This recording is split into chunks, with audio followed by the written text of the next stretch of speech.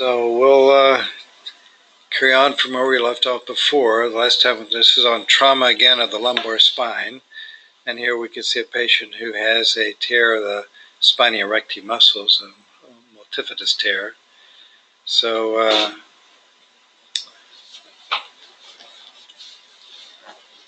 okay. So Sam, what do you think of this case? This also looks like spinae erecti muscle tear on the right. Yeah.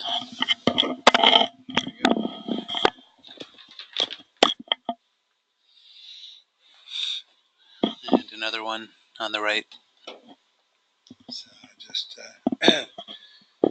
sometimes these are overlooked, so I just want to show you a number of them with you so that it kind of trains your eye to look for these. Okay. Thomas, what do you think of this one? So some edema in the psoas, so adjacent to the vertebral body. Yeah, so that was a strain of the psoas muscle. Good. I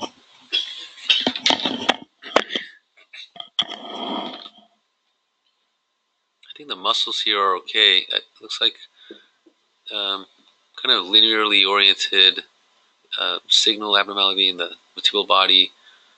I'd like to window that and see if there was a fracture there, but it's just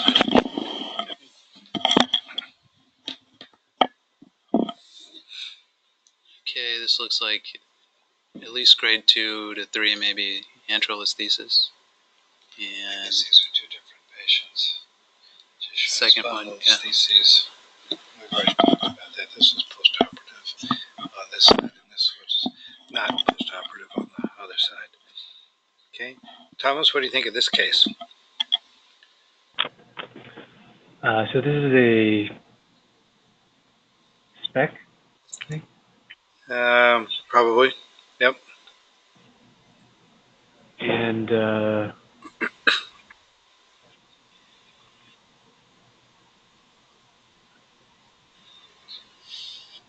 I guess there's a little bit of increased uptake at the sort of the node area of the facet.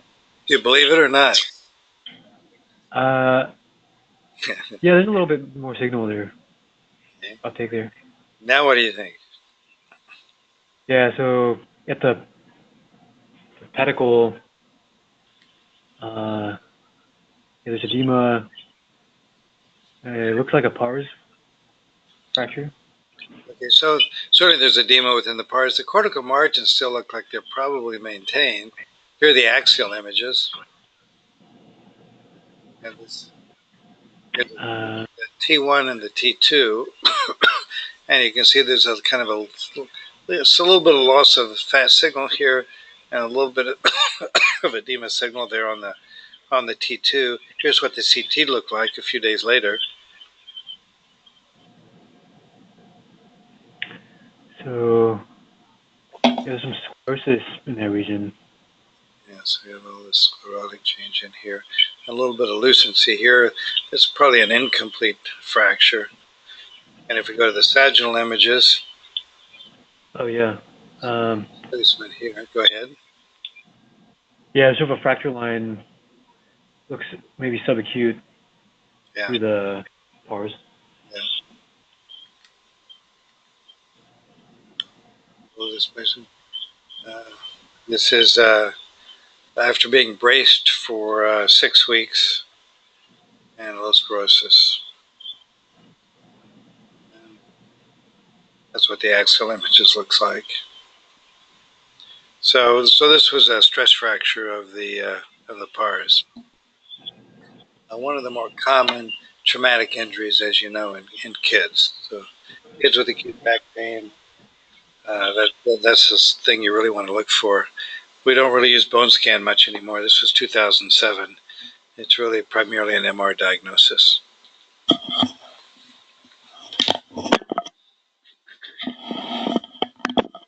How would you guys treat it?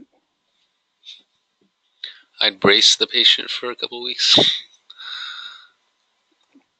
Pardon me?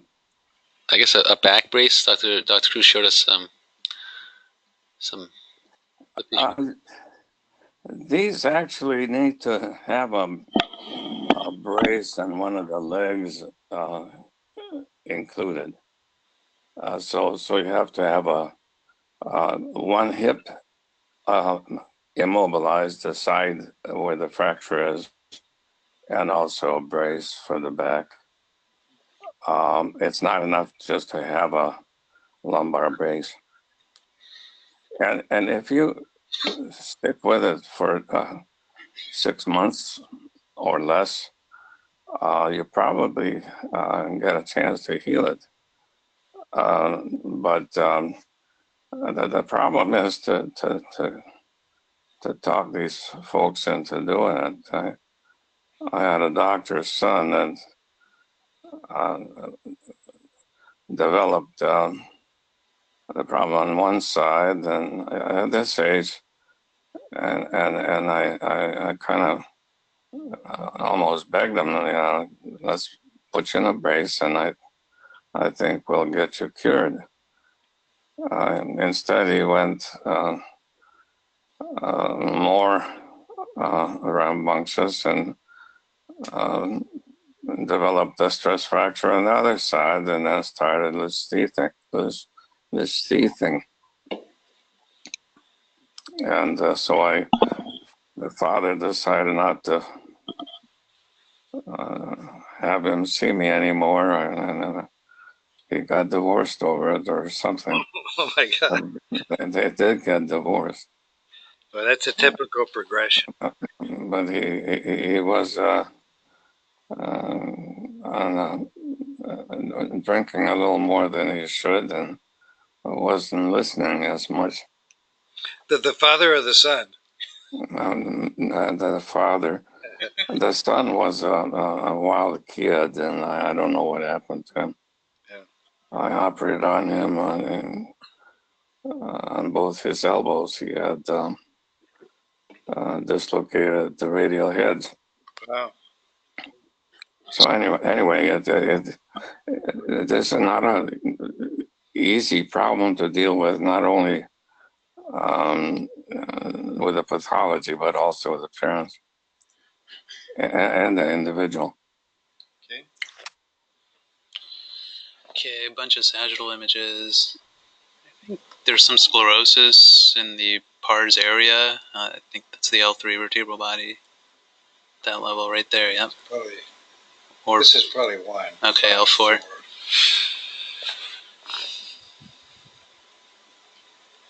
And here, let's see. Those two, the facet joints? Yep. This is one cut further down. This is another cut further down. Okay. On the right, it looks like there's some sclerosis. Going up here. This is L4. L4. So we see a lot of sclerosis here and thickening and hypertrophic bone formation on the right side there. And they're the plain films. And where are we? I think there's looking for sclerosis in the pars right around. Yeah, maybe there. It looks like there's a defect actually. It's on the right. We have on the left. If we go back, here's the. We're dealing with. It's on the right, right? This is on the right. And there we can see that there's a defect. Defect, yeah. Here's what the. So there's a defect there. Like. There's a defect, yeah. Pars defect. Yeah, you can see the pars defect. The pars defect is on the left. The sclerosis is on the right. Okay. Yeah. So on that MR, then, yeah. This is the left side. It's really hard to see the defect here on this particular study. Sometimes it's much easier. This is a pedicle area, isn't it, John? Right. We're in the pedicle itself. Yeah, I see the defect on the left there, and on the right there's sclerosis. Yeah. And the defect over here. Yeah, so the defect here is on this side. The hypertrophic bone is on the right side in response to the increased stress on the right side. And here we go. Okay. can see it. Okay. Okay, Thomas, what do you think of this case? Pars torticollis injury, and so I think there's some sclerosis at the pars at 5. 5. Yeah, there's yeah, I guess a little bit some edema and sclerosis there also. Yeah. Well, next. Yeah, so you can Sclerosis see and signal and homogeneity here. And, so anyway, here we can see there's a little increased uptake here on the left side. mm-hmm. Go to the CT scan, we can see the pars defect there. Here it is on the axial images. There's the case there. Lamellar injuries on both sides in this one.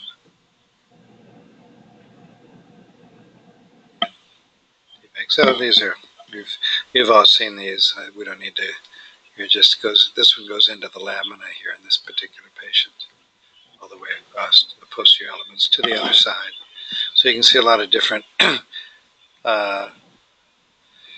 types of injuries. This is just a more severe one in a young kid that goes all the way across. Okay.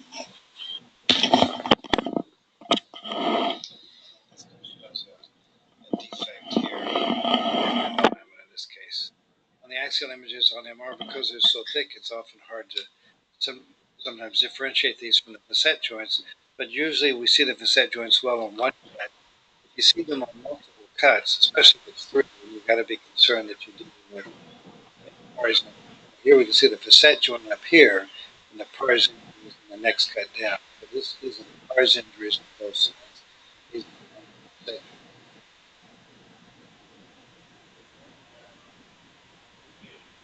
So what do you think of this case? So, again, I guess this L5S1 pars injury, and on the axial looks like it might be bilateral because there's a lot of edema. Let's run it through here. Yeah.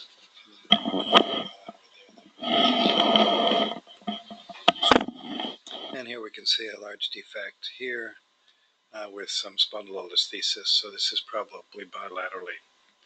For the axial images, we can see the bilateral pars injuries with displacement. And here's what it looks like on the CT scan. These are a lot easier to see on the CT scan than on the MR.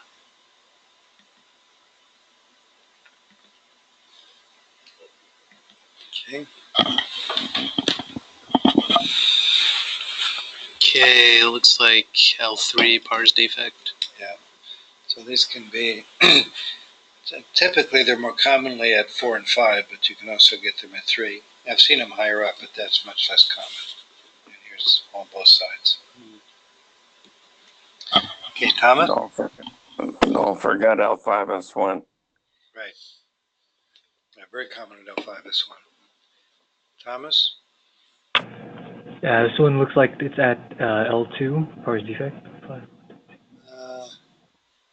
Yeah, here, this one, I'm sorry, I should have, it's good that, I was just looking more at the disc space in this particular level here, where you can see regularities, but you saw the pars defect, which is here, and this shows that when you get instability at that level due to the pars defects, then you can see focal degenerative changes of the disc. So especially if it's a younger individual, and you see really out of proportion degenerative disc disease higher up, then always make sure you're not dealing with instability from a pars defect.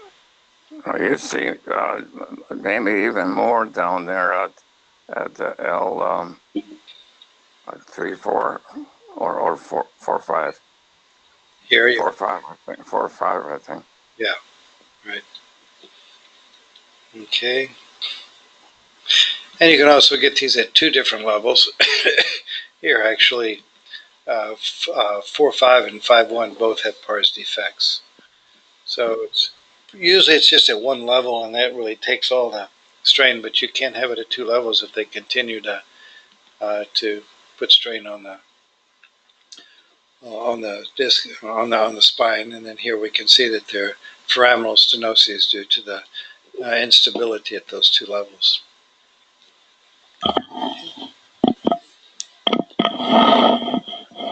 This is a completely collapsed, nearly completely collapsed vertebral body with some retropulsion of bone into the canal and severe narrowing. So that's severe central stenosis from fracture and displacement, just like you said. Good. Okay, here it looks like there's sort of a hypointense focus at the posterior aspect of the. It could be ligamentum flavum thickening, possibly. Yeah, so this is severe stenosis. In this case, it's primarily due to redundancy and hypertrophy, really, of the facet joints and the ligamentum flavum posteriorly. And here we can see the hypertrophic facet disease and thickening of the ligamentum flavum. From my era, we used to think that most of these things were congenital. Yeah. Yeah, but I think in this particular case, this is a repetitive trauma producing the degenerative facet disease. Oh yeah, my generation lost in that battle about 20 years ago. Yeah, right. Maybe 25. Okay. Thomas, what do you think of this patient with back pain? So there's a low signal intensity posterior, spinal canal. It's high on T1 and low on the stir sequence. Right. So Here's what it could be the axial. Yeah. So there's a lesion in the posterior spinal canal. Yeah, so back here, and then there it is. Okay, here's his on a CT monogram.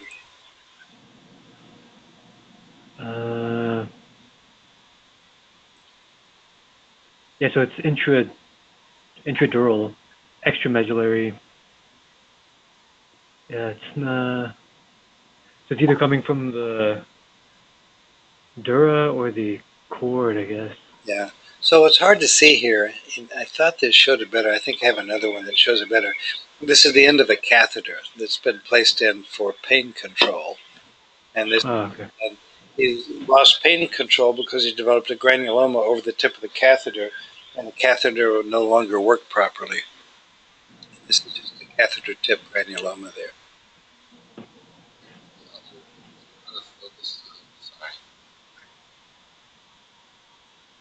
Right. The calcified focus there is right anteriorly inside. I don't know what you're talking about. Anteriorly inside the canal. That? Catheter. So the granuloma is not really.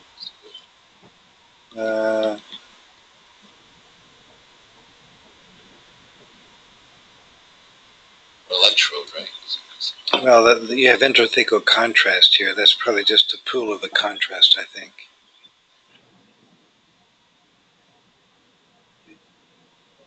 And here's just another example, and here you can actually see the catheter going in.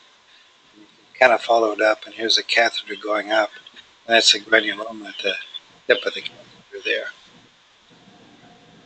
The axial images. It's a granuloma on the other side. The catheter tip granulomas on the other side. So another catheter tip granuloma. Okay.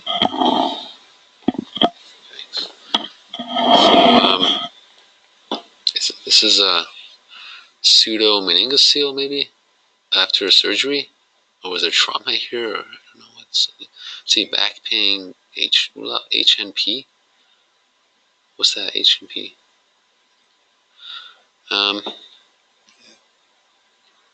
So they're concerned about a herniated nucleus pulposus here. Okay. This is someone who had prior surgery. Yes. And here we can see actually a little phoboid here. And this was a pseudomeningeal.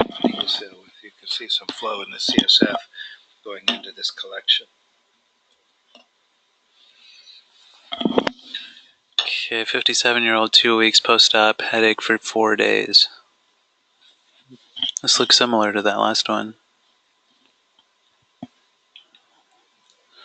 Looks like a pseudomeningocele. Yeah, so this was another post-op pseudomeningocele.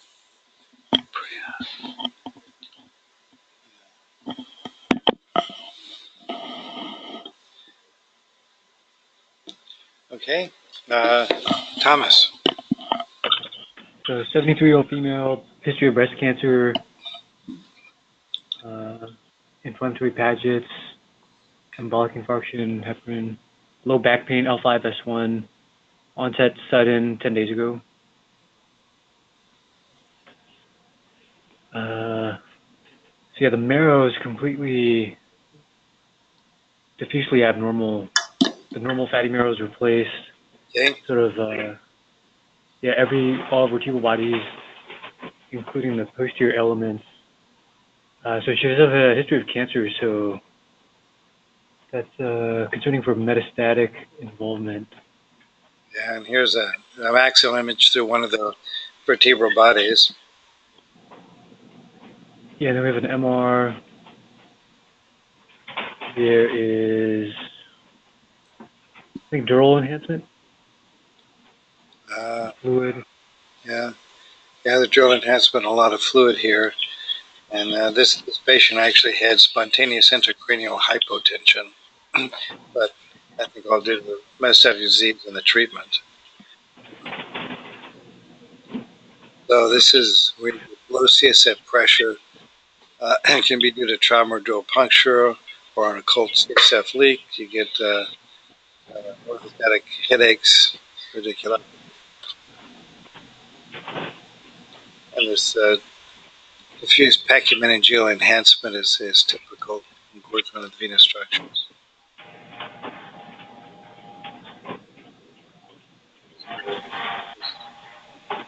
From the literature.